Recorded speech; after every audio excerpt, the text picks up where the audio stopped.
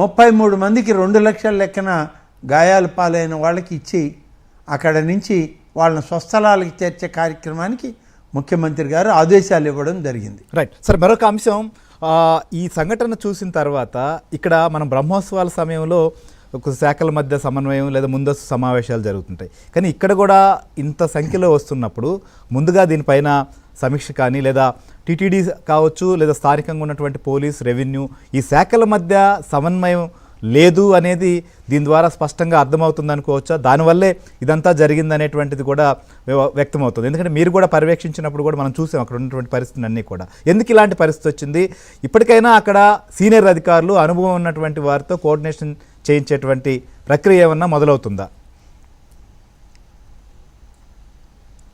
ఇక్కడ ఒక్కటి, నిన్న ముఖ్యమంత్రి గారు వచ్చినప్పుడు కానీ తర్వాత అక్కడ ఉన్నటువంటి పరిణామాల విషయంలో స్పష్టంగా ఆలోచన చేశాం. అక్కడ జిల్లా అడ్మినిస్ట్రేషన్ తోటి తిరుమల తిరుపతి దేవస్థానం అడ్మినిస్ట్రేషన్ 2 కోఆర్డినేషన్ జరగాలి. కోఆర్డినేషన్ మీటింగులు కూడా జరగాలి. ఆ జరిగే ప్రక్రియ జరిగిందని డిస్ట్రిక్ట్ అడ్మినిస్ట్రేషన్ చెప్తుంది, టీటీడీ అడ్మినిస్ట్రేషను చెప్తుంది. ఇందులో ఎక్కడ సమన్వయ లోపం జరిగింది అనేటువంటిది వాస్తవం, దీంట్లో ఏమి దాపరికం లేదు. ఆ సమన్వయ లోపం, ఆ యొక్క సమాచార లోపం ఎక్కడ జరిగింది అనేటువంటి విషయం మీదనే ఇప్పుడు విచారణకి ఆదేశించడం జరిగింది ముఖ్యమంత్రి గారు. కానీ ఒక విషయం, బ్రహ్మోత్సవాలు చూశారు మీరు, అలాగే నవరాత్రుల ఉత్సవాలు చూశారు. వీటన్నిటికీ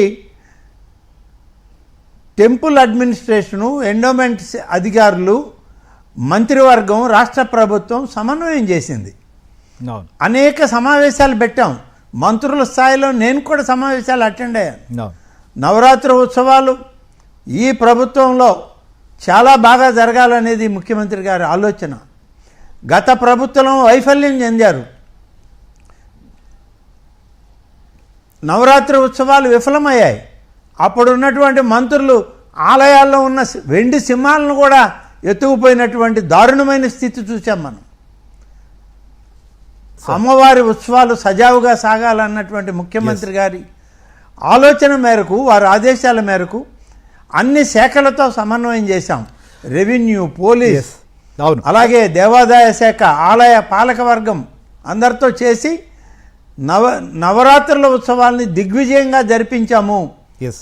మూలా నక్షత్రం రోజు ముఖ్యమంత్రి గారు స్వయంగా అమ్మవారికి వారి కుటుంబ సభ్యులతో వచ్చి వస్త్రాలు ఇచ్చారు. చీరసారెలను అమ్మవారికి బహూకరించారు. మూలా నక్షత్రం రోజు దాదాపు 1,25,000 మంది భక్తులు ఇంద్రకీలాద్రి మీదకు వస్తే అందరికీ ఉచిత దర్శనమే ఇచ్చాం, ఉచిత లడ్డు ప్రసాదం ఇచ్చాం. విజయదశమి రోజు కూడా అలాగే చేశాం. అవునవును సార్, మనం చూసాం సార్ విజయవాడలో బ్రహ్మోత్సవాలు మీరు ఛార్జ్ చేసుకున్న తర్వాత అక్కడ బ్రహ్మోత్సవాల సమయంలో నవరాత్రుల విషయంలో జరిగింది. కానీ ఇక్కడ ప్రిన్సిపల్ సెక్రటరీ స్థాయిలో ఉన్నటువంటి అధికారులుగా ఈఓలు ఉంటున్నారు. ఇక అటు జేఈఓలు కావచ్చు, లేకపోతే తిరుపతి అర్బన్ ఎస్పీ కానీ, తిరుపతి కలెక్టర్ కావచ్చు, తిరుపతి ఎస్పీ కావచ్చు, వీళ్ళందరూ కూడా ఒకరితో ఒకరు సమన్వయం చేసుకోవాలి, ఒకరు లీడ్ చేసుకోవాలి అంటే కొంత సీనియర్ ఆఫీసర్స్ కూడా ఉండాల్సిన అవసరం ఉంది. దానికి తోడు అక్కడ ఏదో పిఆర్ పబ్లిక్ రిలేషనే కాదు, పిలిగ్రిమ్ రిలేషన్ చాలా ముఖ్యం అధికారులకు కూడా. అది లోపిస్తోంది. దాన్ని ఎట్లా ఫుల్ఫిల్ చేస్తారు? అంటే పూర్తిగా సమన్వయ లోపం ఉందని చెప్పలేము. ఎందుకనంటే ఈ విషయంలో బ్రహ్మోత్సవాలు ఒక 2 మాసాల క్రితమే జరిపాము. అక్కడ బ్రహ్మోత్సవాల్లో అనేక రకాలైనటువంటి సమావేశాలు పెట్టుకున్నాం. నేను కూడా స్వయంగా ఈఓ, అడిషనల్ ఈఓ, జేఈఓల యొక్క సమావేశానికి హాజరయ్యాను. తిరుపతికి, తిరుమలలో జరిగింది. ఈ యొక్క బ్రహ్మోత్సవాలు విజయవంతం కావాలి, గౌరవ ముఖ్యమంత్రి గారు స్వామివారికి పట్టు వస్త్రాలు ఇవ్వడానికి కుటుంబ సమేతంగా వస్తారు అని చెప్పి అన్ని జాగ్రత్తలు తీసుకొని బ్రహ్మోత్సవాలు జరిపితే ఒక్కొక్క రోజు 1,00,000 మంది పైన భక్తులు శ్రీవారిని దర్శించుకున్నారు. బ్రహ్మోత్సవాల్లో అన్ని సేవలు దిగ్విజయంగా నడిచాయి. కాబట్టి అధికార యంత్రాంగం అనేటువంటిది వాళ్ళకి పూర్తి అవగాహన ఉంది తిరుమల తిరుపతి దేవస్థానం మీద ఇప్పుడున్న అధికారులకి. కానీ నిన్నటి జరిగిన దురదృష్టకరమైన సంఘటన తిరుపతిలో కొంత అవగాహన లోపం ఉంది, సమాచార లోపం ఉంది. ఆ సమాచారాన్ని ఒకరికొకరు పంచుకోవడంలో వైఫల్యం చెందారనేది వాస్తవం. Right. అందులో ఇప్పుడు తిరుమల తిరుపతి దేవస్థానానికి బోర్డు వేయడం జరిగింది. అనుభవజ్ఞులు సీనియర్లైనటువంటి సభ్యులు ఉన్నారు, చైర్మన్ గారు ఉన్నారు.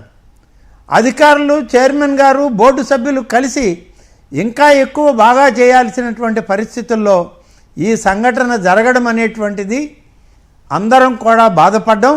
Right. ముఖ్యమంత్రి గారు అయితే చాలా ఆవేదన చెందారు, ఆందోళన చెందారు.